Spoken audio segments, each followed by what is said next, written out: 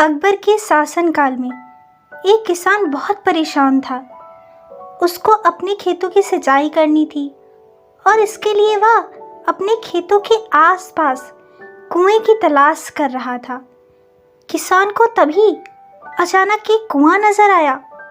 कुएं को देखते ही किसान खुशी से उछल पड़ा। कल से वह अपने खेतों की सिंचाई कर सकेगा, ये सोचकर वह अपने घर चला गया।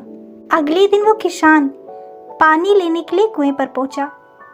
कुएं के नज़दीक रखी बाल्टी जैसे उसने कुएं में डाली कि तभी पीछे से आकर एक व्यक्ति ने उससे कहा कि ये कुआं तो उसका है। उस आदमी ने किसान से कहा कि अगर वो कुएं से पानी निकालना चाहता है तो उसको कुआं खरीदना होगा। फिर उसके बाद किसान ने सोचा कि सिंचाई के लिए उसको समय समय पर पानी की ज़रूरत तो पड़ेगी ही, तो उसने कुआं खरीदने का फैसला किया। किसान और उस आदमी के बीच एक रकम तय की गई।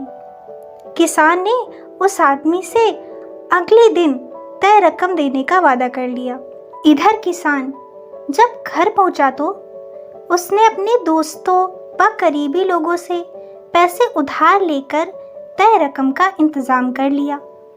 अगले दिन उस आदमी के घर पहुंचकर उसने पैसे देकर कुआं खरीद लिया। किसान खुश हो उठा क्योंकि अब ये कुआं उसका हो गया।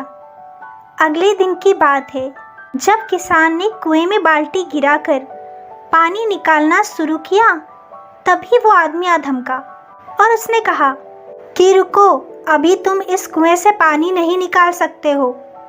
किसान ने पूछा क्यों? तब उस आदमी ने कहा, मैंने तुम्हें कुआं बेचा है, कुएं का पानी तो मैंने तुमको बेचा ही नहीं है, कुएं का पानी तो अभी भी मेरा ही है। अब किसान उस सातिर आदमी की चाल में बुरी तरह से फंस चुका था। इंसाफ की गुहार लगाते हुए किसान अकबर के दरबार में शिकायत करने पहुंचा। राजा अकबर के दरबार में जब इस तरह का अनूठा मामला सामने आया तो सारे दरबारी चकित रह गए। राजा ने किसान की फरियाद सुनकर उस आदमी को भी दरबार में बुलावा भेजा। राजा ने उस आदमी से पूछा, जब तुमने कुआं बेच दिया था तब इस कुएं का पानी क्यों नहीं निकालने दे रहे हो?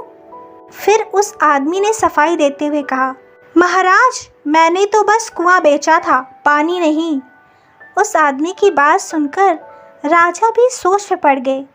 अब अकबर की समझ में नहीं आ रहा था कि इंसाफ करे भी तो कैसे। फिर उन्होंने इस मुश्किल का हल निकालने के लिए बीरबल को याद किया। बीरबल अपने समय के सबसे बुद्धिमान लोगों में जाने जाते थे। और तो और राजा जब किसी जटिल मामले में फंसते तो बीरबल की सलाह अवश्य लेते थे। पहले तो बीरबल ने दोनों की बातों को गंभीरतापूर्वक सुना।